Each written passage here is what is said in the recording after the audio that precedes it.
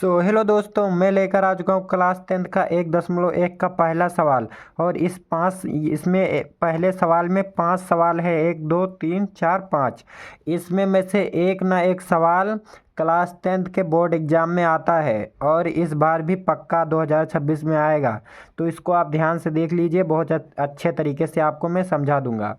तो आइए पहले इसमें क्या कह रहा है देख लेते हैं, एक बार पढ़ लेते हैं। निम्नलिखित संख्याओं को अभाज्य गुणनखंड के गुणनफल के रूप में व्यक्त कीजिए।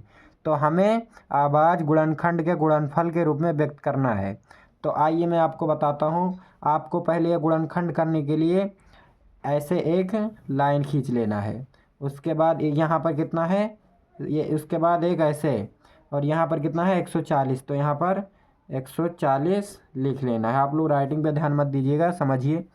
तो यहाँ पर 140 है। अब मैं आपको एक ट्रिक बताने जा रहा हूँ। आप इसका गुणनखंड 140 का करेंगे तो यहाँ पर देखेंगे, अगर सम संख्या है, सम संख्या किसे कहते हैं, जैसे सम संख्या 2, 4, 6, 8, ये सब आएगा तो ये सम संख्या है। लेकिन 1, 3, 5, 7, 11 ये सब विषम संख्या है। अगर ये सब आते हैं तो 2 से इसका गुणनखंड 2 से नहीं होगा, तब इसका गुणनखंड इन सब संख्याओं से होगा। लेकिन अगर यहाँ पर जैसे ये सम संख्या 14, 16, 18, तो इसका गुणनखंड 2 से हो जाएगा। तो आइए इसका गुणनखंड 2 से करते हैं। तो अब यहाँ पर आप सोचेंगे क्या आएगा, तो आप 2 से 140 को यहाँ पर इधर भाग कर दीजिए। 2 से 140 को भाग, 2 140 को भाग। अब आपको भाग करना तो आता ही होगा, तो 2 से 140 को भाग कर देंगे तो 2 का पहाड़ा पढ़िए कि 14 से ज़्यादा ना हो, तो 2 सत्ते 14। अब यहाँ पर कट गया ये दोनों। अब यहाँ पर कितना बचा, 0, तो यहाँ 0 उतार दीजिए। तो कितना 70 आ गया। बस आपको क्या करना है, यहाँ 70 लिख लेना है।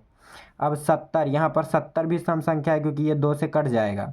तो अब आपको क्या करना है, फिर से 2 से 70 को भाग करना है। 2 से 70 को भाग करेंगे तो 2 का पहाड़ा 3 बार पढ़िए, 2 तियाँ 6। अब यहाँ 7 में से 6 गया, 1 बच गया और यहाँ से 0 उतार लेंगे। तो 2 पंचे 10, तो यहाँ पर 2 पंचे 10। तो अब कट गया ये भी, तो हमारा कितना आ गया 35। अब यहाँ पर 2 से किया तो फिर 35 आया। अब यहाँ पर एक और खींच ले तो 35 आया। अब 35 2 से होगा क्या, बिल्कुल 2 से नहीं होगा। एक बार इसको 35 को 2 से काट कर देख लेते हैं। अभी देखिए आप, होगा ही नहीं। 2 एकम 2। अब यहाँ 3 में से 2 गया, 1 बचा, 15 होता है। 2 सत्ते 14, 2 सत्ते 14। अब एक फिर बच रहा है। अब दशमलव लगे तो हमें एकदम से कट जाना चाहिए वो वाली संख्या। तो ये 2 से नहीं, 3 से भी नहीं होगा, ये 5 से होगा। तो 5 सत्ते 35। अब ये 5 से कट गया, 5 सत्ते 7 बार में आया। 5 से इधर 35 को भाग देंगे आप, 35 को भाग देंगे तो 5 सत्ते 35, ये कट जाएगा ऐसे। तो यहाँ पर 7 आ गया। अब 7 किसी संख्या से कटेगा, तो 7 किसी संख्या से नहीं कटेगा, 7 7 से ही कटेगा।